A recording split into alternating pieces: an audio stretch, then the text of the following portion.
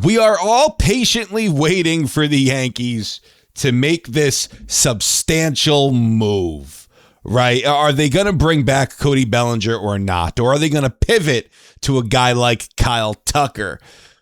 We also received some interesting news about Anthony Volpe today, and the sentiment is slowly changing when it comes to Anthony Volpe. That's my opinion. That's how I'm reading these quotes. And this is a quote from Brian Cashman about Mr. Volpe. We're going to go over that in just a few moments. But before we do, if you love the Yankees and you're not subscribed, be sure to subscribe. Whenever there's a move, a trade, a signing, we're going to break it here. So do me a favor, hit the notification bell so you don't miss that when that does happen, because it will happen soon.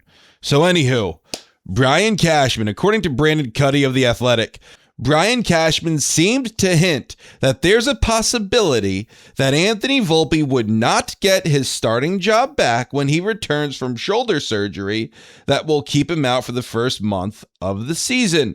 Jose Caballero, or whoever the Yankees wind up with starting at shortstop to begin the season, could keep the job.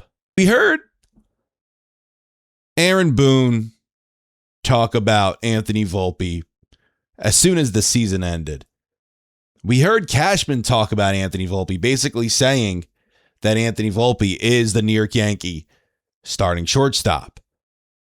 Now, of course, they both said that things could change, whether that's on the trade market or the free agent market, that things could potentially change. But as of right now, hey, Anthony Volpe's our guy. At least that's what Cashman said on The Fan.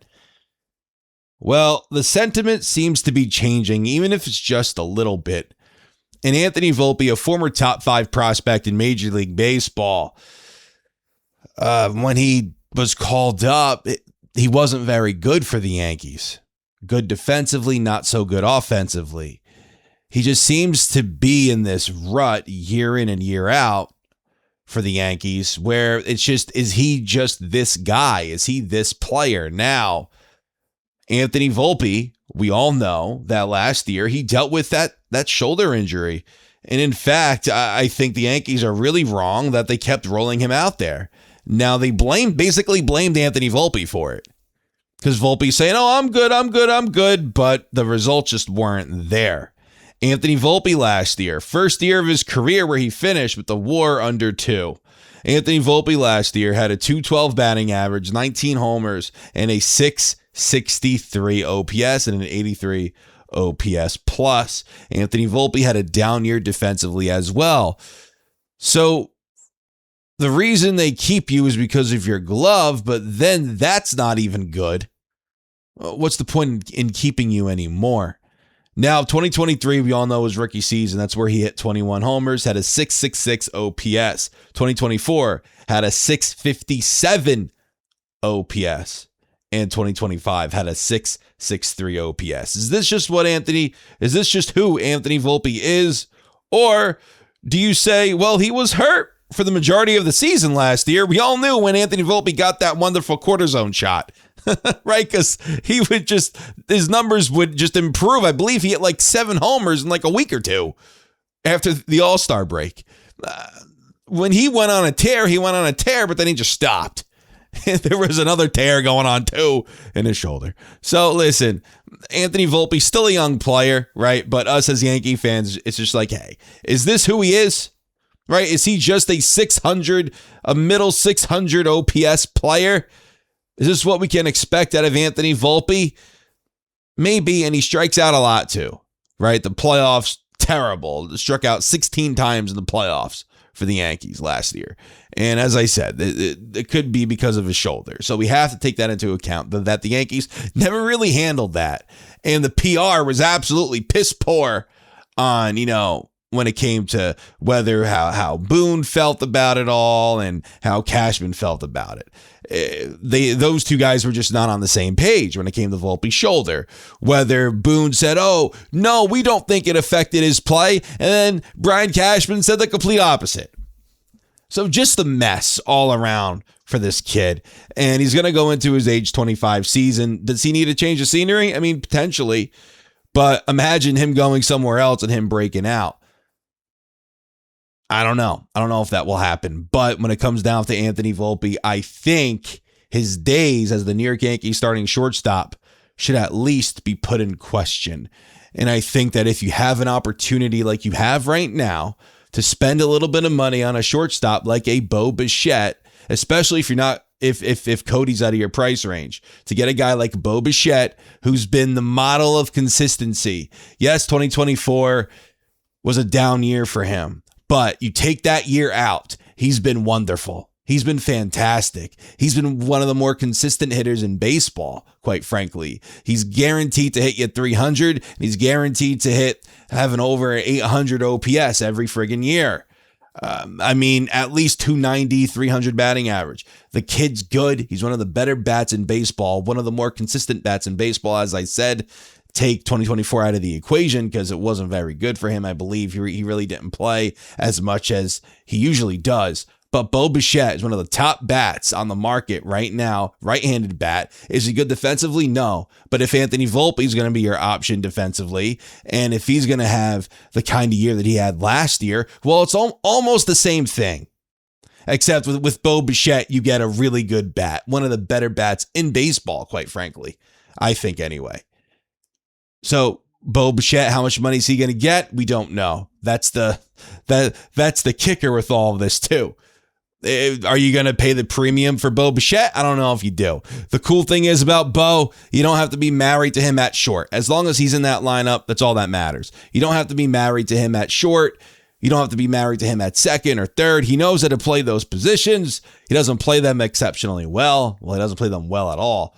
But he could play them. He knows how to play them. But you're going to get that bat in that lineup. And that's the most important thing, I think, in my opinion, for the Yankees. I still value defense. Of course I do. Of course. Let's not get that twisted. That's why I would love Corey Seager here. But Corey Seager has injury issues himself. And he's had them for quite some time.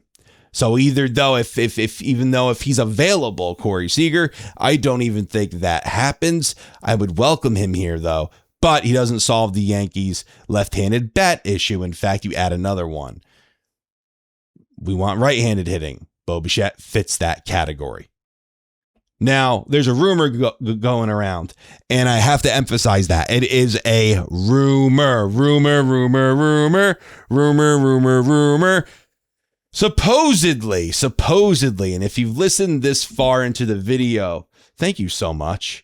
Leave a comment down below about what you think about this, because I really want to see your opinion. There's a rumor that the Yankees have an offer out to Kyle Tucker. Like I said, this is a rumor. If this is true, it could be interesting to see now how the whole Cody Bellinger thing, the end result of that. Because it's almost like, all right, now the Yankees could be kind of not moving on entirely, but it's just like, hey, if Boris is going to want this premium of a price for a guy like Cody Bellinger, why not just pay that price for the better player in Kyle Tucker? That's what I take from it. So if this is at all true that the Yankees have made an offer for Kyle Tucker, it makes you think. It's like, all right, well, does this mean that they are slowly moving away from Cody? And is Cody going to have to make the compromise that I think he has to make if he wants to come back? Right? If the Yankees are at 4 to 5 years and he wants 6 to 7 or 7 to 8, there's no shot, in my opinion. The Yankees have been burned on too many contracts. And even at that, I don't even think if there is an offer to Kyle Tucker, I don't even think it goes to 10. Who knows what Kyle Tucker is going to get? There's a report that the Blue Jays are willing to spend $400 million on Kyle Tucker. So there's that. But I'm not even sure if Tucker gets 10 because the last 2 years he has dealt with some injury issues himself. But when he's healthy, the guy's really good. He's really good.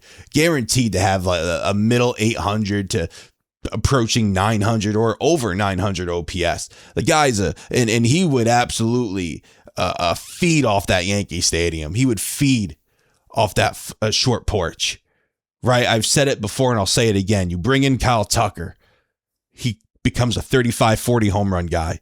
Cody Bellinger, I believe, got hurt. That was basically how he was last year, though, right? Cody fed off Yankee Stadium. He was great over there.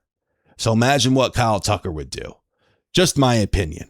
But listen, I want to know what you guys have to say down in the comments. Do you think when it comes to Kyle Tucker, do the Yankees really have an offer out for him? There is no money amount that's been leaked or shared, no amount of years, but that in fact the Yankees potentially, the rumor is that there is an offer to him. So you let me know what you think down in the comments. Thank you guys so much for watching. Take care.